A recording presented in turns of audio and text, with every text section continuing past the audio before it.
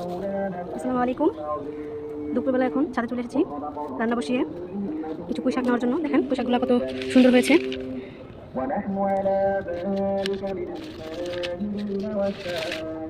পুঁই শাক এখান থেকে প্রথমবার খাওয়া হচ্ছে নতুন করে।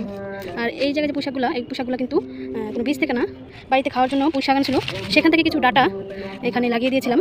এখানে আগে ধুন্দুল গাছ ছিল, তো মাটিটা আর আমি পরবর্তীতে কিছু করিনি, সেই মাটির মধ্যে ধুন্দুল গাছ তুলে তারপরে এই পুঁই শাকের ডাটাগুলো লাগিয়ে দিয়েছিলাম। আসলে দেখেন খুব বেশি দিন হয়নি, অনেক সুন্দর হবে পুঁই শাকগুলো। এই যে এই কয়টা পুঁই শাক হয়েছে, এই কটাতেই হয়ে যাবে, আমার এই কয়টাই দরকার ছিল।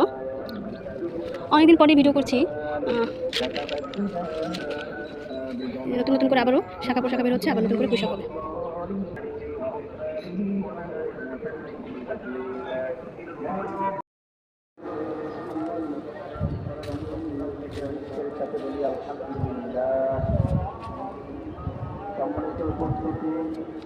আমরা গত 2 জুমায় প্রথম জুমায় প্রথম